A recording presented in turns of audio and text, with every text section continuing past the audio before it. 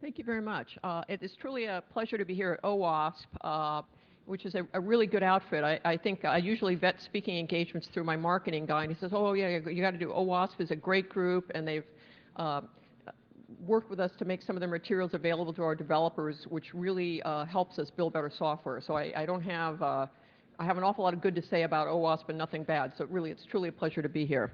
So I'm sure that none of you have ever had cause to hear this phrase, what could possibly go wrong? But I'm not giving a super technical presentation. There are plenty of people here and probably a lot of you who are probably much better technically than I am. But I like to talk about this in the context of thinking differently about security and being able to speak and actually do things differently, because it's what we've been doing so far has not worked particularly well.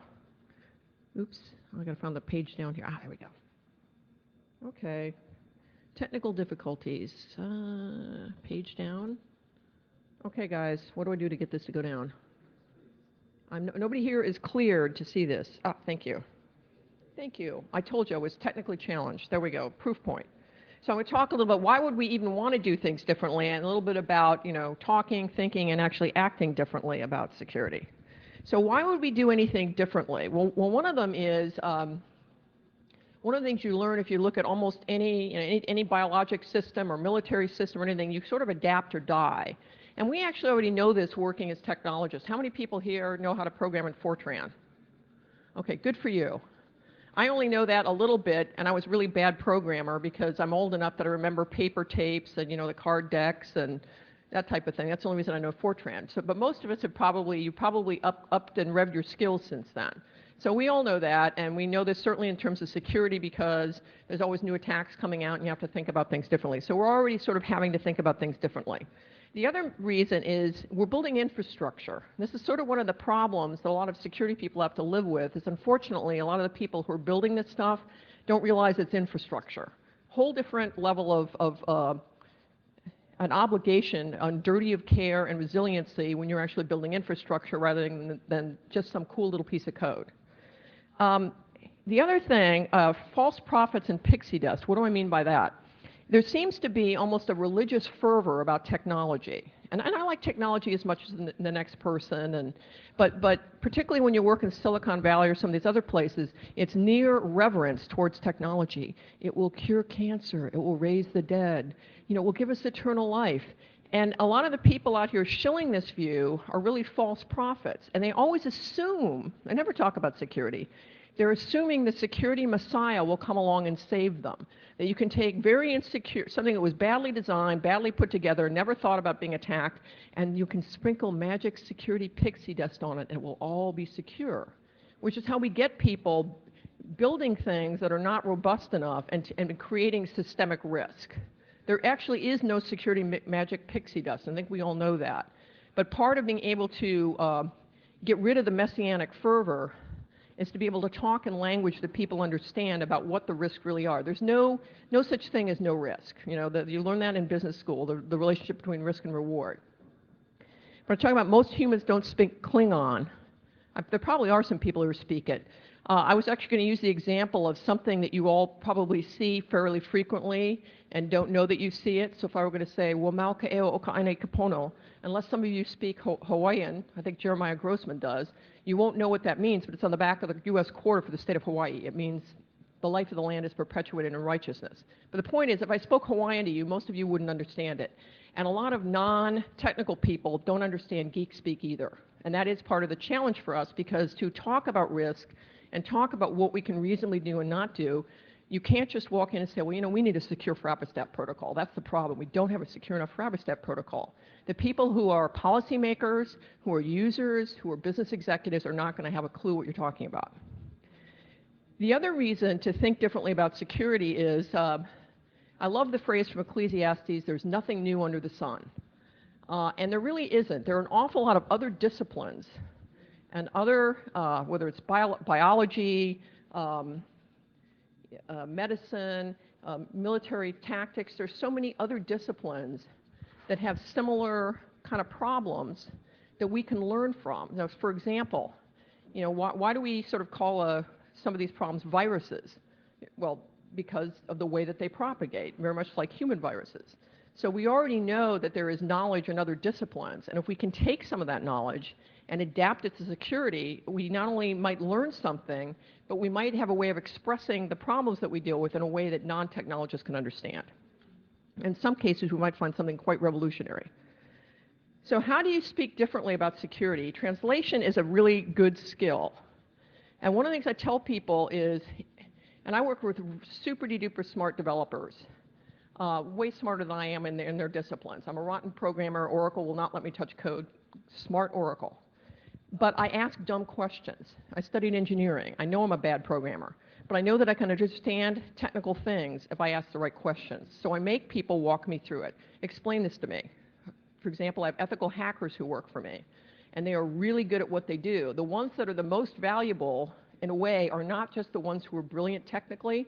It's the ones who can explain to the less technical, at least in that area, why something is a problem, and they do it without being condescending. You know, good developers tend to get their backs up. No, I'm brilliant. And so to be able to explain something to them in a way that is not, you're an idiot, I'm a hacker, and I'm better than you are, which is off-putting, it might be true, it probably is true, but also explain that really geeky how their attack worked in a way that the developer has a takeaway is really important, that translation skill. So de-geeking your speak is important. And frankly, everybody, from whether, as I said, whether it's the users up to policymakers, it has to understand this in some way, so you have an obligation, a way to explain it to them. So I actually am a very good dumb end user. I just expect stuff to work. So from time to time when we're putting out something as end user oriented, maybe it's error messages, I always volunteer to say, if I can't understand this, and I'm a really good dumb end user, what makes us think Grandma in Des Moines is going to understand it? So you really have to put things in terms that people understand. And policymakers, you say, why do I keep mentioning that? Because more and more and more, people want to regulate this space. And in a lot of areas, we are being regulated. So at least you have an obligation to policymakers who are well-intended, but can't be experts in all the areas that regulate, agriculture and medicine and economics and financial markets, to understand what these issues are in a way that they can understand. What are the intended and unintended consequences? We have to have voices at that table, or we're going to probably be unhappy with what they come up with. Not because regulators are evil, but because you have to be able to understand something well enough to understand before you try to write a policy or a law or regulation that affects it. So one of the things I like to do is have good analogies and good examples to put things in terms that people can understand. Most of us, well, some of you are probably really good in cryptology and cryptography and know all the formulas and believe for you, a lot of it's learned by the old Alice and Bob. And that actually works for me, rather than looking at some formula, even though I did take some calculus and differential equations. It's been a long time. So looking at that equation is not going to mean something to me. But when somebody explains Alice and Bob's interaction, great, I get it. Other examples I use, and this one I found very powerful because, frankly, it goes to something I'm going to talk about in a bit, which is systemic risk. You hear over and over again that everybody's getting on the cybersecurity bandwagon. The service academies have cybersecurity specialties now. The armed forces have cybersecurity specialties now. Various people, if we need 500,000 cybersecurity experts, it's a booming market. Good for us. We're going to have job security. But when I look at that, I say some of you are solving the wrong problem. So for the example I could come up with, some of you may remember the story about the little Dutch boy. So there's holes in the dike, and he valiantly stuck his fingers in the holes to stop the water from coming through the dike and flooding everybody out. Valiant little Dutch boy. So the conversations we have seem to be like, if only we had 300,000 little Dutch boys. I look and say, okay, yeah, but if you have 300,000 Dutch boys trying to put their fingers in the dikes to keep, maybe the problem is that the dam isn't resilient enough. And when that dam goes, you're going to drown 300,000 Dutch boys. You're solving the wrong problem. You need to make the dams and the dikes more resilient. So you don't need 300,000 Dutch boys. That's the problem. And that seems to resonate with people. Another one that I think about, I kind of laugh about this. You read about people saying, well, we should put our household appliances on a network. Aside from everything else, I think the cruelest thing in the morning would be, I'm sorry, you can't get coffee. The network is down. That would just not work for me. I need coffee in the morning. But I also think about the silliness of that. Family of 5 starves to death. They forgot the password for the refrigerator. So, but seriously, so well, why are you telling me this? Because you have to put things in. What problem were they trying to solve in the first place? And there are always unintended consequences of this. Another one that I think about, and this, again, probably there will be people who are not happy with me, and I'm not saying that I don't understand the reasons why more utilities and other companies that have critical control systems are making those accessible wirelessly. You know, I think we probably all understand that. I live in a small town in Idaho, and if you have a power outage, it's a big deal. Somebody's got to get out there. So I understand the value of being able to do something remotely to say, well, can I ping that system? Can I help get that system back up? I got it. But it is still disturbing to me, some of what this means in terms of the implications. So think of a nuclear power plant. In the old model, 4 or 5 people were cleared and had badges, and they had to go through a bunch of gates and get vetted to walk in, to turn the knob that would move the reactor rods in and out. So the risk wasn't the only risk. I mean, if you're built on a earthquake fault zone, there's another type of risk. But basically, you're talking about 5 people who physically have to be in the building to move the controls in and out. The new world, if you get it wrong, how many people have wireless devices? Okay, laptops, PCs, what, 1 billion? And that's not even including phones, right? You know, add however many other. So if you got the security wrong, we're talking 1 billion points of access anywhere in the world. You don't even need physical access. So what do you think the odds are that the risk profiles of those two are ever going to be equivalent? Seriously? So again, I'm not saying wireless access bad. I'm saying there's a point where you can't get risk equivalence. And we ought to talk about that honestly. And I think that analogy kind of works, although it probably upsets a lot of people. So another way to sort of think differently, we need to think differently about security. And one of the ways to do that is to make sure that we have principled ways of talking about things, but not purist ways. You say, well, why were you telling me the world isn't perfect? I think we all know that.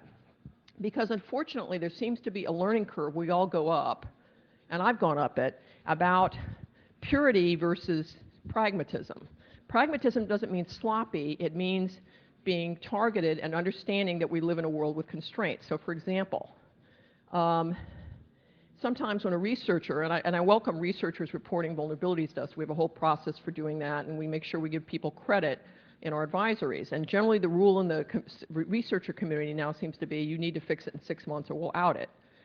But in the past, we've had to have dialogues with people say, you should fix this in 3 days, it's really serious. Well, okay, I understand it's serious, but I look at that and say, well, realize that we find 87% of vulnerabilities ourselves. Researchers find about 3%, customers find about 10%. So we know about a whole lot more of the iceberg than you do. So I ask myself, okay, if we drop everything and do an emergency patch, we're taking scarce resources that are going toward fixing a bunch of other stuff, some of which may be more severe. And in some cases, we will do that. But customers, you know, the real metric here isn't how fast you can get the patch out. It's whether customers are protected or not. And they hate one-off patches. So I look at this and say, you know, I kind of parody the MasterCard commercial. 2-line code change, 20 minutes. Finding the root cause, fixing it on all affected platforms and versions, testing it against everything else that depends on it, 6 months. 3, giving customers a single patch that fixes a boatload of stuff that doesn't break anything, priceless, because they won't apply it if they think it's going to break something. So that's the difference between purists, yes, this is important, we should fix it, versus pragmatic. You know, if we did everything that way, 87% of issues wouldn't get touched at all because we're busy reacting.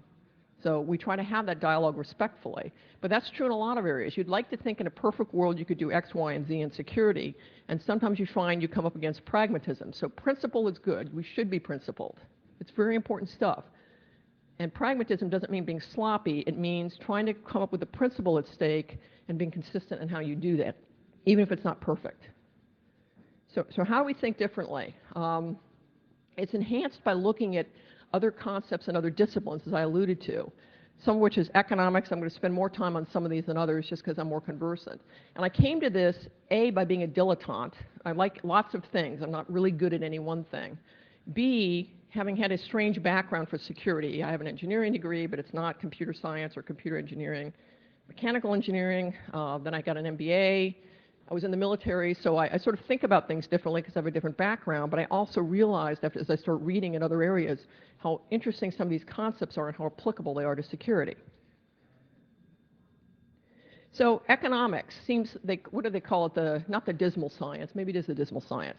But it's really important. Economics rules the world. Everything you do has an economic impact or lack of economic impact. And so many of these concepts come to fore when we're talking about security. Now, I'm not just talking about money, I'm talking about the economics of things, how economics work. So for example, systemic risk. Most of us probably know what systemic risk is. Housing meltdown, right? 2008. Systemic risk. What they teach you in finance is some kinds of risks you can diversify. So for example, you have some stocks that go up under some conditions, some stocks go down in certain conditions, same conditions. So you get a balanced portfolio. You buy some that go up and some that go down, so you don't have all your eggs in one basket and everything goes down at once. But you can't diversify market risk. The whole market tanks, you screwed. And unfortunately, the housing market was an example of systemic risk because of the interdependencies and the way that the risks were loaded. So when one came off, they all came off. And so one of the things regulators try to do, and we need to think about, is avoiding systemic risk. And that is my concern about putting so much stuff on the internet, because let's face it, the internet was not designed for some of these things. It was originally designed, few academics, they know one another, let's share our research, let's make it easy, and it wasn't necessarily designed for what it's being used for now. And when you do things like, hey, let's put everybody's house on the internet, or let's put all these, everybody's, I don't know, home refrigeration system on it. It wasn't designed for that, and I'm worried about creating systemic risk. We should have these discussions. Doesn't mean technology is bad, and it doesn't mean all advancements are bad. It means don't create that risk, because you cannot, the only way to mitigate it is not to take the bet. And we need to have honest discussions. Instead, we get this worship of technology. Let's give missile batteries IP addresses because we can. What could go wrong? The other one I talked about is efficient resource allocation. And it seems to be a strange notion to people, but time, money, and qualified people are always a limited resource. It should be intuitive. So when somebody asks us to do things, I always think about, well, is this the most important thing we could be doing? And you sometimes have to have this discussion with regulators because, or legislators, because they're saying, well, you know, we should do X, Y, and Z. I said, look, there are good things that are worth doing, and there are things that are worth doing more of, but you can't find the people to do them. So if you make me do something silly, it will crowd out more valuable work. And I'll give you an example. You can't make this stuff up. There was a proposal in a document that NIST put out. I have a lot of respect for NIST, so this is not denigrating them. But it was, the attempt was to reduce supply chain risk and acquisition, right? So one of the things that they wanted was the acquirer should be notified whenever there's a personnel change involving maintenance. Okay, we have thousands of products. Every day somebody's checking code out and making a change and checking it back in. So almost every day somebody who didn't originate the code is making a change. I'm going to be tweeting you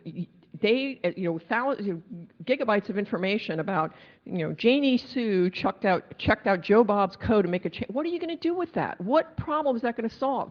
And we're a big company. We could probably do it if we had to. But what are you going to get for that? And it's going to crowd out more valuable work.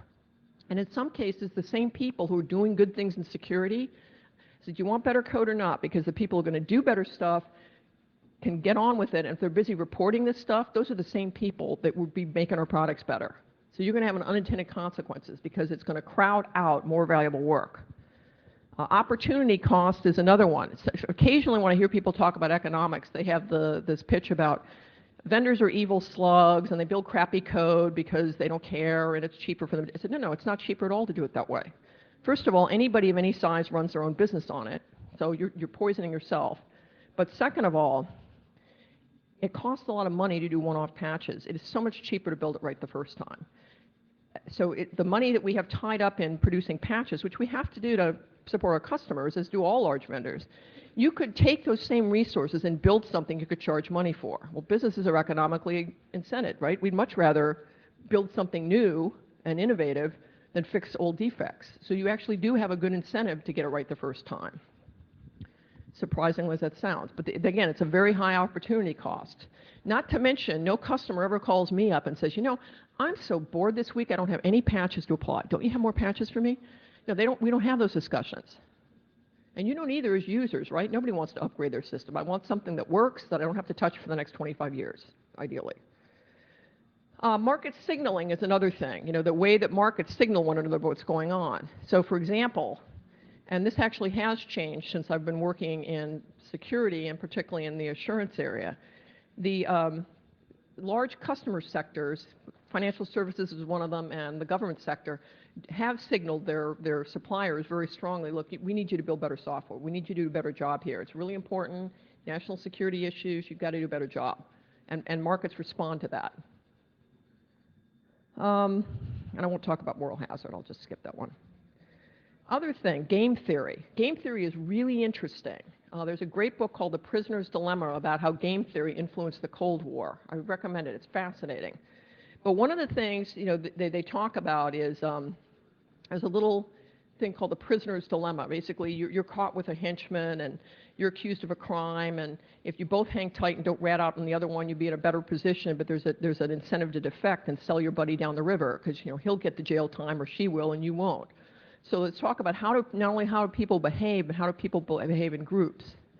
And there actually is an example of this in security, for example, and there are probably other examples, but one of them is vendors are getting increasingly asked to give source code to a government or a third party and have them scan it for vulnerabilities. There are all kinds of reasons this is actually a very bad idea.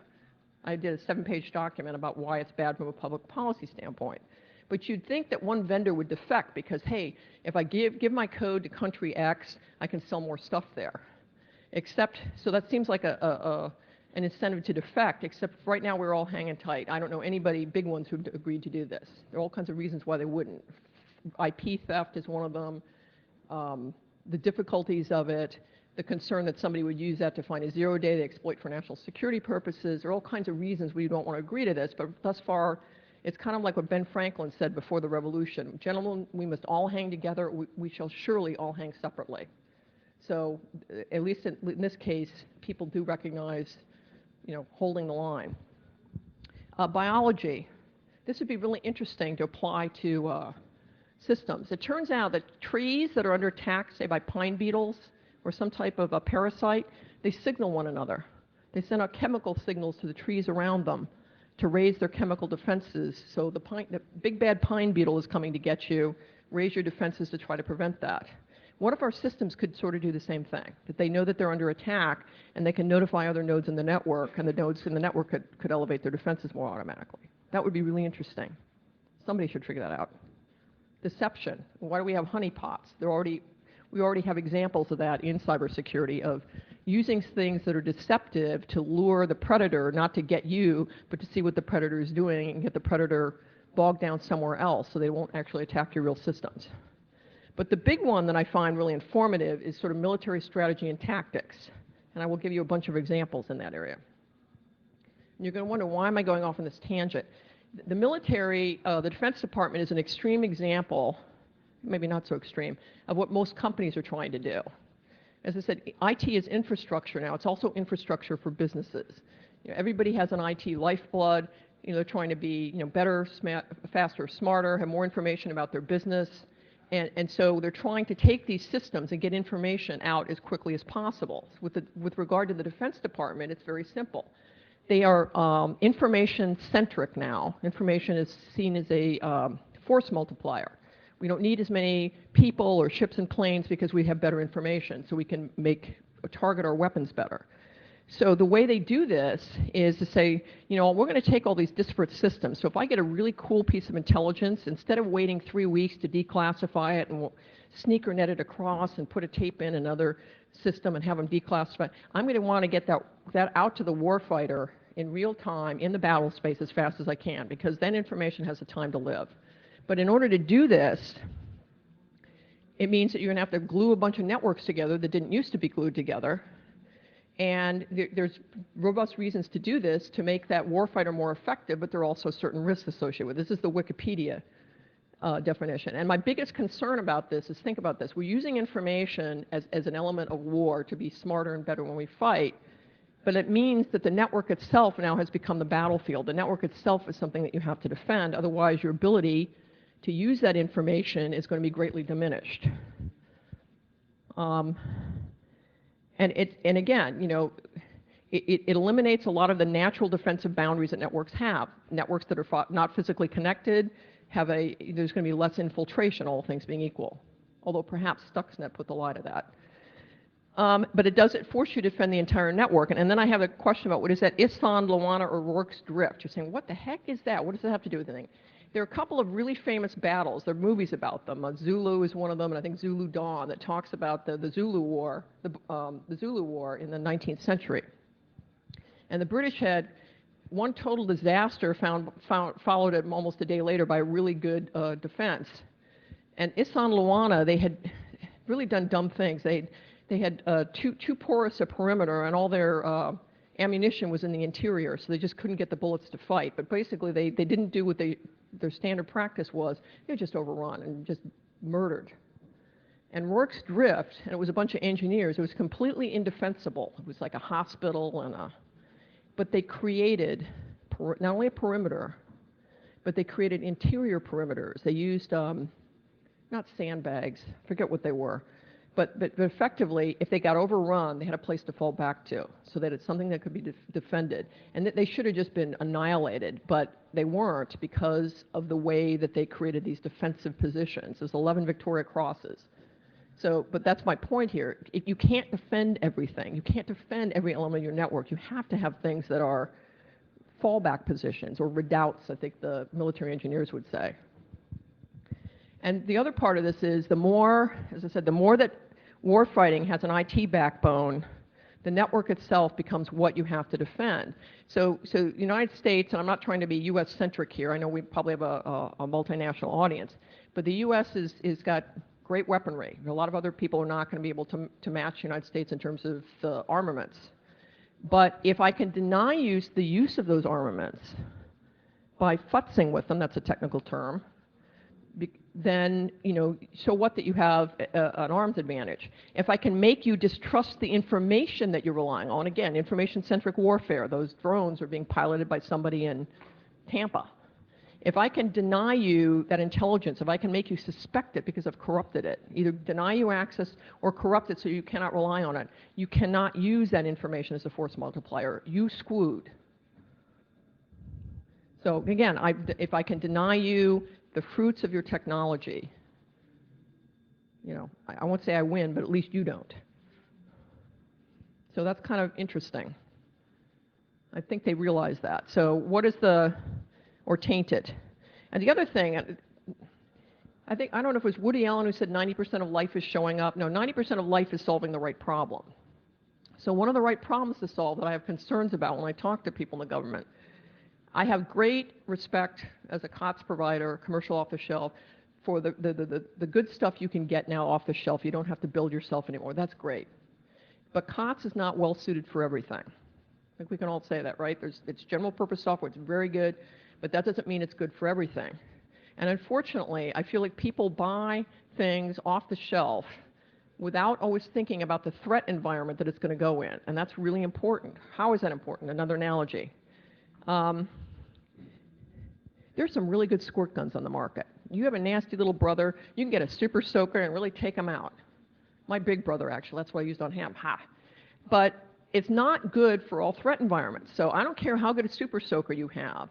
If an integrator buys a super soaker and sprinkles their little pixie dust on it and hands it to the Marines and says, hey, it's an M4 on the battlefield, trust me, it's going to be an M4, those Marines are going to get annihilated. And you think, well, that's a silly example. What does the squirt gun have to do with it? You know what?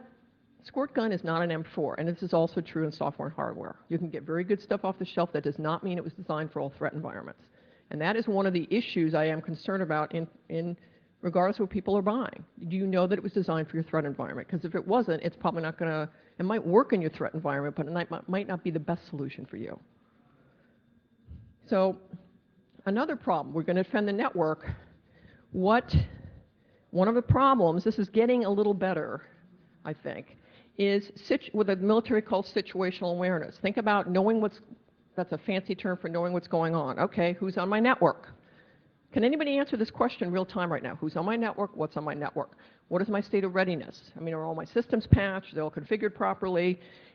What's coming over the hill? If you can't answer that real time, it's very hard to defend what you have. Advantage goes to the attacker, and it usually does. That's why they're so stealthy. Most people don't knock on the front door anymore and say, hi, I'm running a port scan. I'm just trying to get into your network. They try to find much more stealthy ways in. So that's a problem. Okay, well, I'm going to switch gears a little bit, but I will come back to the military thing. So now I thought about thinking about differently, thinking about how you design, what kind of threats you have, how you express them, what type of analogies you can use. There's a lovely phrase, fancy schmancy, use Latin, sid sibi pacem parabellum. If you would have peace, prepare for war. If we're going to build systems that are infrastructure, that are going to be attacked, that need to have reasonably defensive perimeters, we need to sort of think about building them differently, because we don't always build them that way. And part of this has to do with the who builds. Who builds it, how are we building the builders, and what we build. I could also say where, in the sense I talked about systemic risk.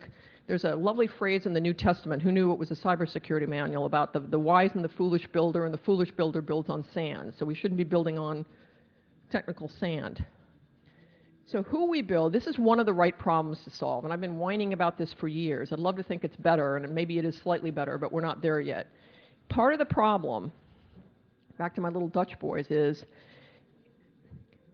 the people who build these systems don't have a lot of basic security smarts and education and mindset, and it's not because computer science graduates are stupid. Far from it. I work with really brilliant people, but they didn't get anything about security. You could certainly start this earlier. Oh, yes, I'm sorry, clicking on any attachment from somebody in Nigeria who's offering to give you some money is probably not a good idea. But also, particularly in the universities, the curriculum really has got to change. I'm just appalled that people with PhDs from well-known schools, name one, don't understand this stuff at a basic level because they were never taught it, not because they're stupid. They don't understand they're building infrastructure, that it's going to be attacked, it's probably going to be successful in some cases, and that security is really, an element, in fact, it's a mindset of what they have to be building. Just like in the engineering schools know this.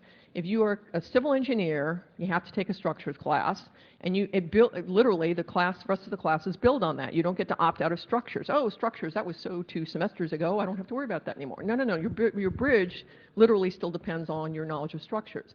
And the same thing needs to be true in computer science, computer engineering, and so on and so forth. And so all the vendors, I've had this discussion with my peers at Cisco and Microsoft, and we all have to teach basic secure coding, secure development, secure mindset 101 to really smart young people. And they really should have learned it. And part of the reason is, again, enlightened self-interest. We spend a lot of money fixing avoidable defects in software. But it isn't just the coding errors, right? We have tools that find some of that stuff.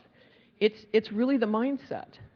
In the past, when we've had development areas that I call lovingly problem children, they were struggling with security, maybe we're getting a lot of researcher-found vulnerabilities. Always the biggest problem, I always go to one of the EVP, executive vice presidents, and say, you know what, fundamentally it's a cultural issue. My team will put skin in it, we'll put our hackers on it, there are all kinds of good things we can do, but at some point, every one of these developers needs to understand he or she is personally responsible for this code. Personally responsible. It's not the QA's team, it's not the hacker's job, it's not my job. If they don't get that, we're going to fail. Really, really need to get that. It's a mindset. And frankly, as I mentioned, the little Dutch boys, we need better cyber engineers, not just cyber SEALs. Yeah, we're always going to need to have attackers and defenders, and I got that. It's a budding career, but it's always easier to be an attacker than a defender. And it still means that we need to build much more defensible systems, more robust, more defensible, because we shouldn't need so many defenders. And frankly, we're going to fail there. It's the same thing. You're not going to have enough fingers to go in the holes in the dike if you don't make sure the dams are built better. So how do we do that? Frankly, any CS program needs to change their curriculum, and security is not taking a class on how Kerberos works. It's embedding this within every single class. And I know this works because actually somebody at Stanford did this. They were red teaming and blue teaming everybody's homework so people could attack one another's code. And that wasn't even a security class. But I know this works because, oops, technical difficulties. I can see mine. Maybe somebody can fix this. Anyway.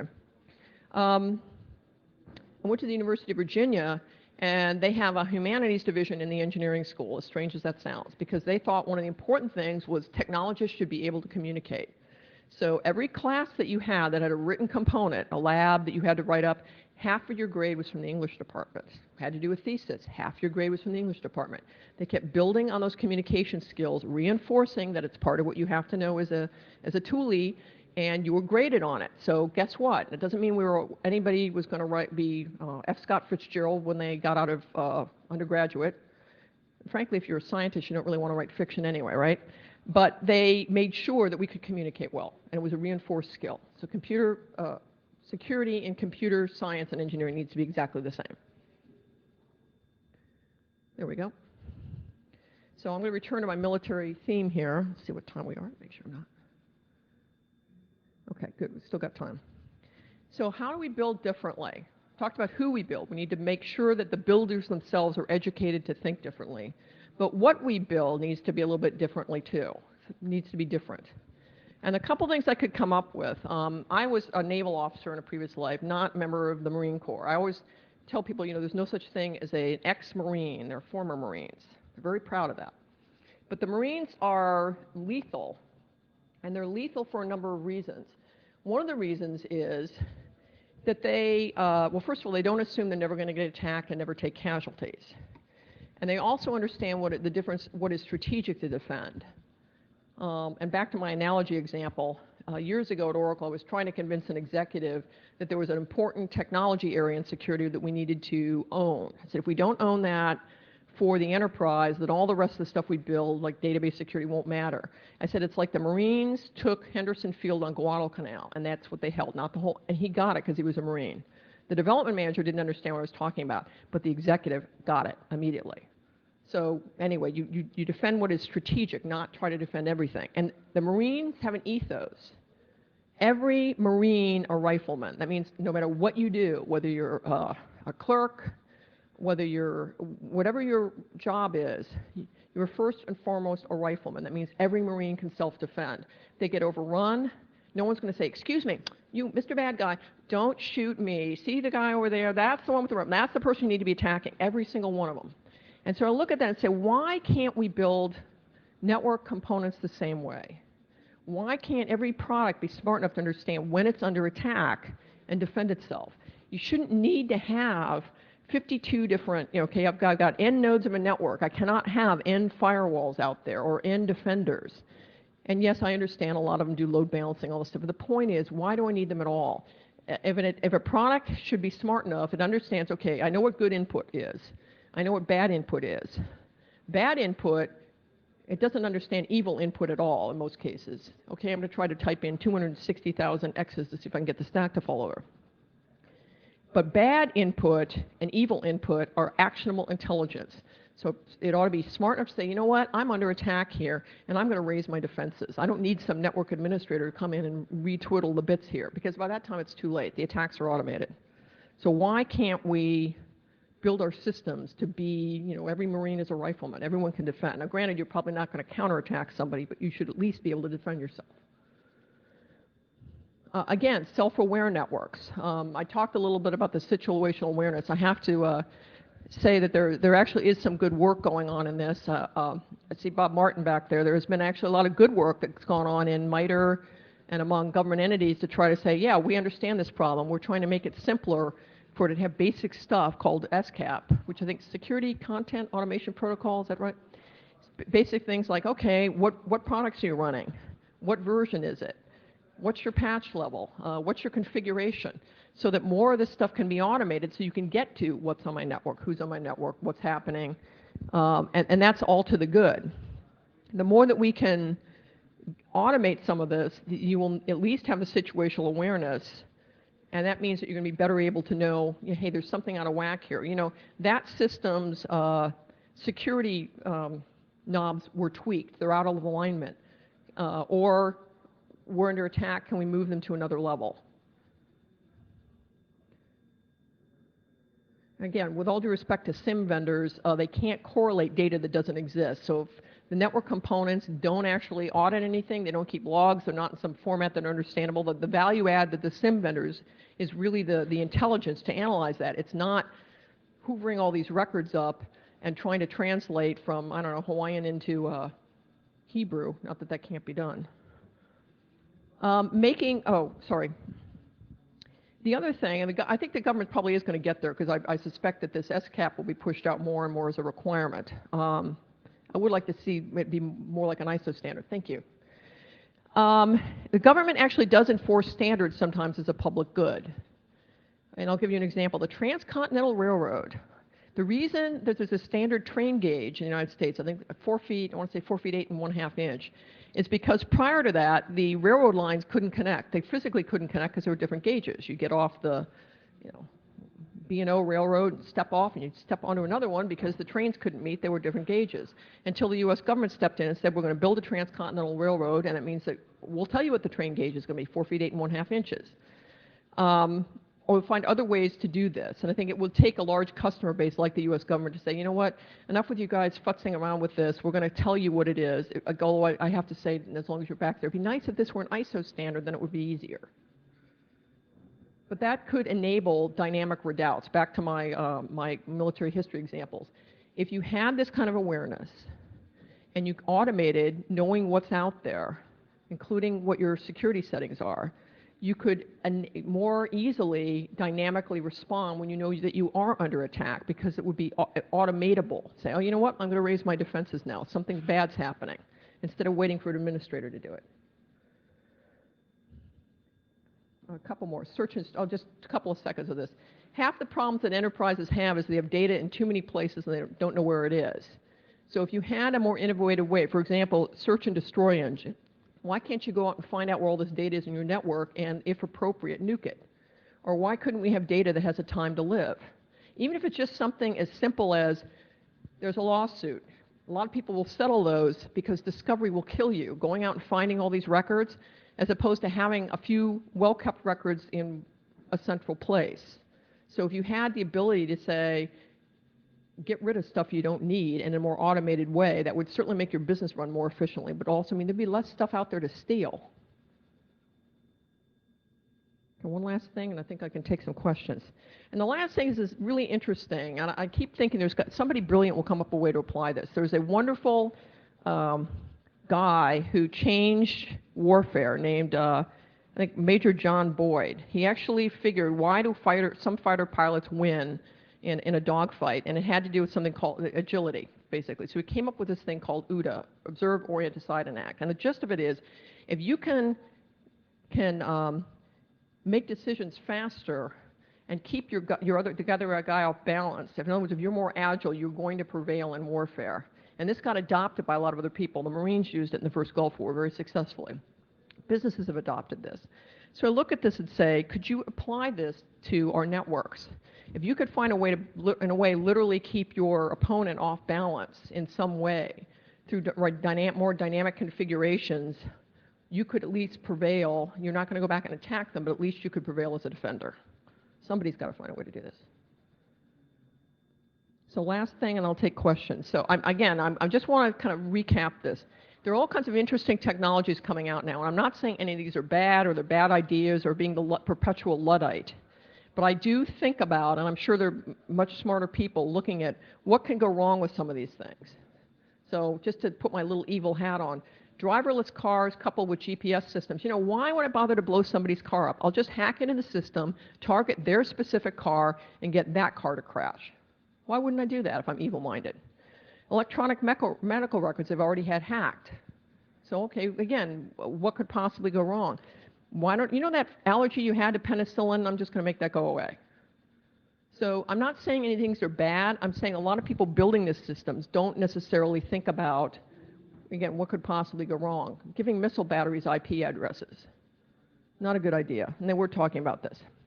And my last comment, what is child-proof hand grenades? Some of the discussions I think we have in security kind of devolve to this. Well, we have this thing that's very, kind of risky. So let's think of a way we have a hand grenade so that a Marine can pull the pin easily, but a 3-year-old child can't, and we'll make sure we design it. I'm thinking, the answer to that problem isn't technology. It's making sure the hand grenade doesn't get anywhere near a 3-year-old. It's pretty simple. So don't solve some of these technical problems when the answer is keep the dang hand grenade out of the hands of the 3-year-old. We shouldn't even be having that discussion. Okay, quick summary, I'll take questions. So again, 90% of life is solving the right problem, and I think one of the right problems is just changing the way that we do things, changing our builders, changing the mindsets, changing when we talk about it, particularly being able to use analogies so that the decision makers actually understand the risk. It can't just be, you know, I had this discussion with a developer one time. I said, you know, we need an ITP story. Yeah, yeah, yeah. So we need an SITP. Yeah, yeah, what's that? I said, Internet Toaster Protocol. I was just trying to see if the guy knew what I was talking about or just going to take any technical babble I threw out there. It requires us to actually become more dilettantes, to think about some of these other areas so that we can draw in these analogies, we can use other ways of thinking about things to express ourselves, and potentially, you know, build more defensible systems. So that's all I had, and I'm happy to take questions. I think we got about 4 minutes, maybe. Yes, in the back.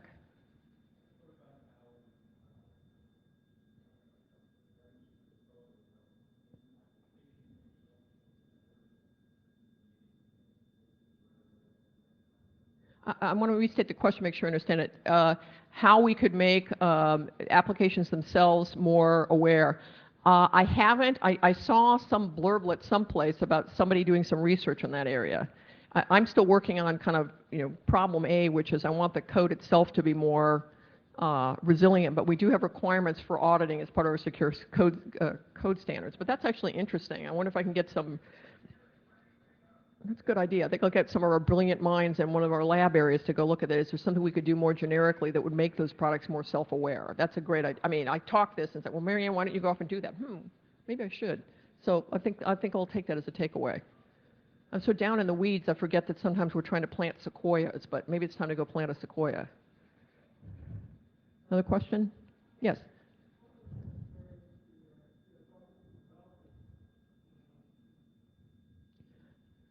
Sorry, the question is, what's my experience talking to developers about security? Well, they sort of don't have a choice. We have as many other vendors do now, we have a formal, that's why, you know, saying, why are you talking about this stuff? Aren't you the network person? Actually, I'm not. I don't have responsibility for securing our networks. I have wonderful colleagues who do that. My remit is actually product security. And of that, it's really assurance. So we have a program, Oracle Software Security Assurance, that basically kind of drills into people. Okay, we have coding standards. We don't expect you to memorize 600 pages, so you know what? Well, here's a couple of training classes. We have requirements to use automated tools. We have requirements when we ship product, there's certain checklists they have to go through to make sure they did the right thing. So we score ourselves against that, and we continue to try to raise the bar on that, but it's not optional. And we do find groups that are maybe through acquisition or now there's another part of the company I want to apply that to. So I will not tell you that everybody immediately says, great, let me get the security tattoo, I'll sing the company security song. We do have pockets of resistance, but it's kind of not optional. We can't afford to have it be optional because customers are expecting us to do our jobs. And frankly, the brand damage, it's not just the cost. You know, again, it's very expensive to produce patches, but the brand damage, because people expect better from us, is really terrible and should be. You know, so look, we expect better from you. And we run our own business on our products, so if we screw it up, we are the first ones to suffer. That's another good incentive to get it right. You know, we're not perfect, nobody is, but I'm very pleased to say that I don't get yelled at by my management for being over-enthusiastic about this. Management is really supportive of this. In fact, usually if I can't get somebody to do the right thing, I said, you don't want to listen to me, you're really not going to want to hear what my boss has to say. And usually when people get a whooping, then they get it. Yes?